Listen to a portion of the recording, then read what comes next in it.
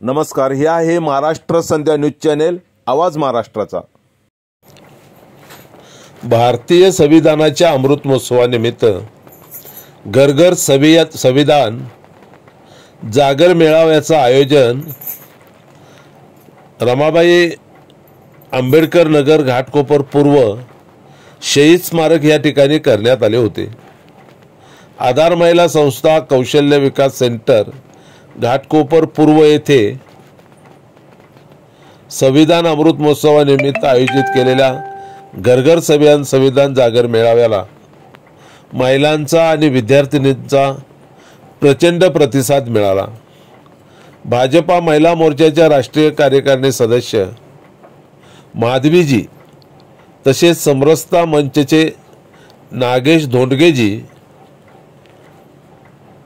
या कार्यक्रमाला प्रमुख पाहुणे म्हणून उपस्थित होते। संविधान जागर मेळावा आधार महिला संस्था कौशल्य विकास सेंटर या संस्थेच्या अध्यक्षा सौ योजनाताई ठोकळे यांनी या कार्यक्रमाचे आयोजन केले होते। घाटकोपर विक्रोळी आणि आजूबाजूच्या परिसरातील विद्यार्थिनी आणि महिला यांनी या कार्यक्रमाला मोठी उपस्थिती लावली होती। अनेक विद्यार्थिनींचा सन्मानपत्र देऊन सत्कार करण्यात आला। अनेक विद्यार्थिनींना भारतीय संविधान ग्रंथ देऊन त्यांचा सन्मान करण्यात आला। अनेक मान्यवरांचा शाल आणि पुष्पगुच्छ देऊन सत्कार करण्यात आला। संस्थेच्या अध्यक्षा योजनाताई ठोकळे यांनी या कार्यक्रमासाठी विशेष परिश्रम घेतले होते। या कार्यक्रमाच्या निमित्तानं योजनाताई ठोकळे काय म्हणाल्या ते आपण या व्हिडिओच्या माध्यमातून पाहू। आपल्यालाही माहिती असलं पाहिजे 70 वर्षाची एकाच घरात सत्ता होती आणि ज्या महामानवाने या देशाला संविधान दिलं त्या महामानवाला काँग्रेसने कसं भंडाऱ्यामधल्या निवडणुकीमध्ये 1992 मध्ये जी निवडणूक होती 52 मध्ये त्याच्यामध्ये हरवलं। त्याच्यानंतर 1954 मध्ये जो मुंबई मध्य दक्षिण मुंबई त्याच्यामधूनही हरवलं आणि ज्या महामानवाने खरं म्हणजे संविधान लिहिलं त्या महामानवाला तसं तर बिनविरोध निवडून द्यायला पाहिजे होतं, पण काँग्रेसने तसं केलं नाही। बाबासाहेबांच्या विरोधात उमेदवार दिला आणि त्यांना हरवण्याचं काम काँग्रेसने केलं। म्हणजे बघा काँग्रेस कशी होती, बाबासाहेबांना त्यांनी वारंवार नेहमीच त्रास दिलाय। तर हे आपण जाणून घेतलं पाहिजे आणि म्हणून आता येणाऱ्या निवडणुकांमध्ये आपण शिकलेले आहात, आपल्याकडे बुद्धी आहे, आपल्याकडे डोकं आहे, आपण आपला मत कोणाला द्यायचं हे तुम्हाला सांगायची गरज नाही। ज्या कौशल्य विकासची योजना नरेंद्र मोदीजींनी आपल्या तळागाळातल्या लोकांपर्यंत पोहोचवली ती योजना मी आज तुमच्यापर्यंत पोहोचवलेली आहे आणि त्याच्यावरती तुम्हाला 2 पैसे मिळतात। तसेच महाराष्ट्राची माझी लाडकी बहीण योजना हे किती महिलांनी भरले फॉर्म हात वरती करा जरा। हा, सर्वांना पैसे मिळालेत ना।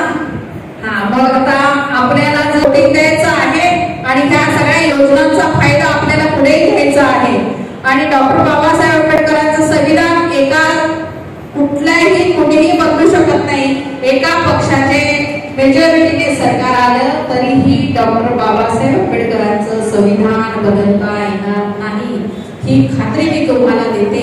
कारण ज्या महाराष्ट्रातल्या 36 जिल्ह्यांमध्ये प्रवास आम्ही संविधान जागर यात्रेच्या माध्यमातून केला तेव्हा अनेक बुद्धव्या तोंडवर करून सांगताय संविधान बदलला, संविधान मोदीजी संविधान बदलला। ह्या खोट्या अफवांवर आपण विश्वास ठेवू नये, कारण बाबासाहेबांचं जे पंचतीर्थ आहे त्याचा खरा सन्मान जो कोणी दिला तो बाबासाहेबांना मोदीजींनी। डॉक्टर आंबेडकर फाउंडेशन ज्या कमिटीवर मी 9 वर्ष सदस्य राहिली आहे त्या फाउंडेशनने 100 कोटी रुपये खर्च करून ते संविधानाच्या प्रतिकृतीचं ते संविधान आंबेडकरांनी जे संविधान आपल्या भारताला दिलं त्या संविधानाला या वर्षामध्ये म्हणजे 26 नोव्हेंबर संविधान दिवस म्हणून आपण 2014 पासून साजरा करतो।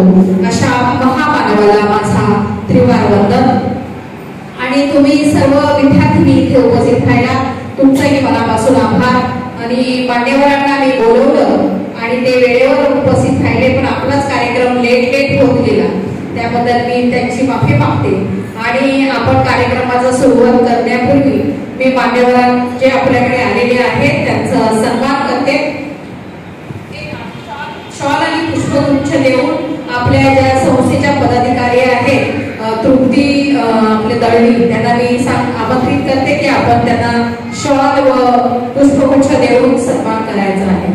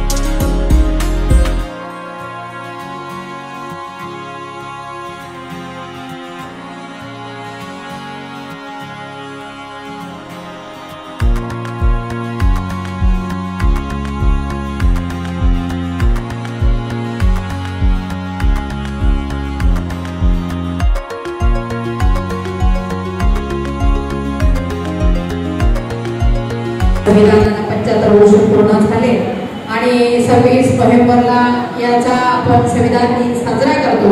पण त्याच्या आधी आपल्याला समजून घेतलं पाहिजे की संविधानाचा खरा सन्मान जो कोणी केला आहे तो आपले या देशाचे लाडके पंतप्रधान आदरणीय नरेंद्र मोदीजी. त्यांच्यासाठी आपण जोरदार टाळ्या वाजवूया आणि आपण सन्मान बाबासाहेबांना कोणीच दिला आणि काँग्रेसने 70 वर्षात काय केलं ह्या फरक आपल्याला तुमच्यापर्यंत कळला पाहिजे. कारण तुम्ही ज्या बाबतीचा सेंटर मध्ये शिकतात त्या बाबासाहेबांच्या नावाने सुरू असलेलं सेंटर खरं म्हणजे ते नागसे तलावी तुम्हाला त्याच्यासाठीच बोलवलेलं आहे की आपण ह्या मुलींना संबोधित केलं तर खरं म्हणजे भारताचं भविष्य हे आहे. आणि यांना कळलं पाहिजे की संविधानाची कलम संविधानाची ताकद काय आहे.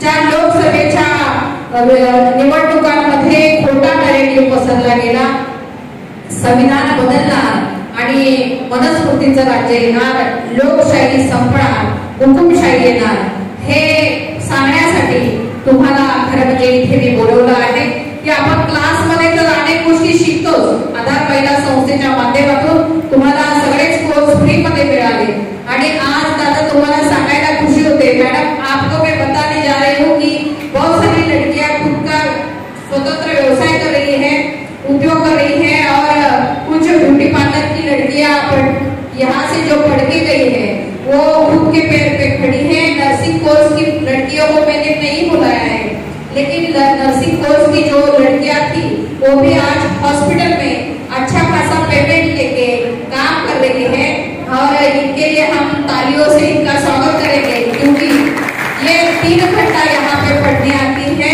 लेकिन पूरा जिंदगी इसका सवार जाता है. कल मैंने इनका एक उदाहरण आपको बताया कि एक लड़की हमारे पास आई, उनका कैसा कंडीशन था और आज वो कितना पेमेंट ले रही है. जो नर्सिंग कोर्स की लड़की थी वो आज 1 लाख रुपये पर्यंत दादा ती पगार घेते कारण ती पेशंट केअर असिस्टंट म्हणून दुबईला जाऊन आली आणि आता ती अमेरिकेत गेलेली आहे. आणि तुम्हाला माहिती आहे तिकडचा पगार कसा असतो.